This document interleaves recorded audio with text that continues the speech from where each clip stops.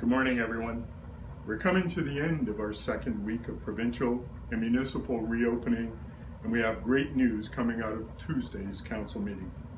Livability has been a strategic priority of council, and a big part of livability is affordable housing. I'm happy to report that council approved 2 BC housing development permits for exterior building envelope changes and upgrades to existing electrical and mechanical systems at River's Edge and Columbia Garden apartment complexes. These investments will greatly increase housing stock and the quality of housing in the community. Development Services has been working with the contractors to ensure the building permits and development permits were aligned, so construction of the new facade will begin very soon. Council approved a lease agreement with the Revelstoke Community Housing Society to allow for the construction of a 21-unit affordable housing initiative on city-owned land located at 297 Humbert Street. This project will also contribute to affordable housing in the community.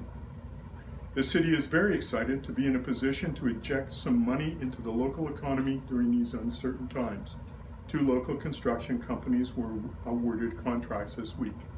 J Construction Limited for the Lower Town project, and Absolute Industries for the rehabilitation of our beautiful historic City Hall.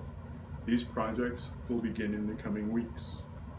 The Revelstoke Golf Course received council support to open all facilities, including the driving range, putting green, pro shop, clubhouse, and restaurant as early as June 1st, pending receipt of a WorkSafe BC COVID-19 safety plan.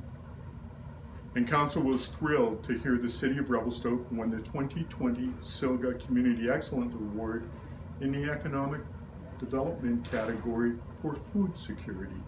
Initiatives included formation of farmer and chef networking groups, creation of a farmers market, and involvement in the development of the city's official community plan. Kudos to Melissa Hemphill for the nomination and to all involved on the remarkable team effort. Following steps taken by BC Parks and Recreation Sites, Williamson Lake Park and Campground received approval to start summer operations as set out in their COVID-19 safety plan.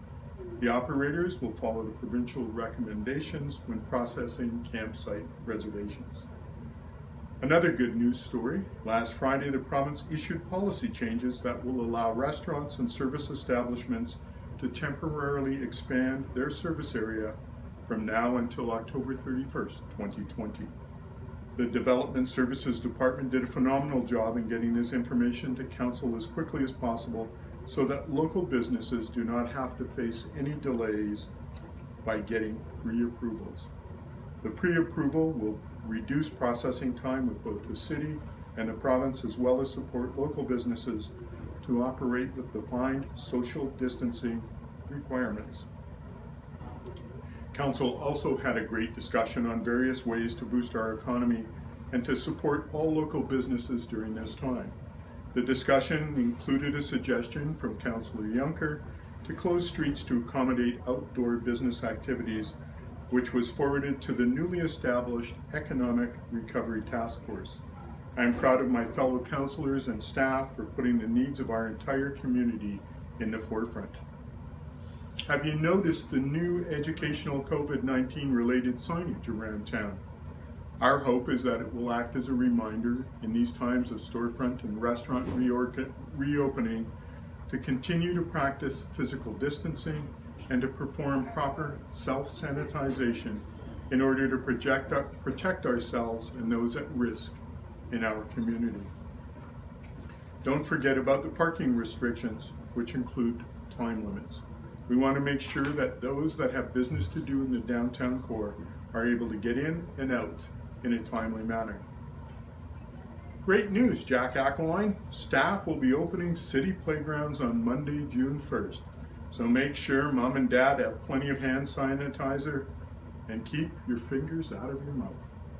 City staff will not be sanitizing the playground equipment throughout the day, so we encourage parents to bring their own sanitizer or use the washroom facility to wash hands frequently. The skateboard park is also scheduled to open on June 1st. The city is working with the Columbia Valley Skateboard Association and the Stoke Youth Network to develop a skate park monitor program. The monitors will be on site to educate the public on the general guidelines for skate park use, in particular reminding individuals to practice physical distancing. In addition to the skate park, the museum will also be opening to the public on Monday. City Hall will be opening to the public with limited hours on Monday, June 1st. We will be reserving the mornings for pre-arranged appointments for those more vulnerable, and will be open to the public from 12 noon till 3 p.m. For the protection of staff and visitors, additional safety precautions will be in place. Please follow all signs and be patient. Staff in the finance department are busy preparing tax notices for mail out as early as next week. Tax payments were previously deferred by council from July 2nd, 2020 to September 2nd, 2020 amid the COVID-19 challenges.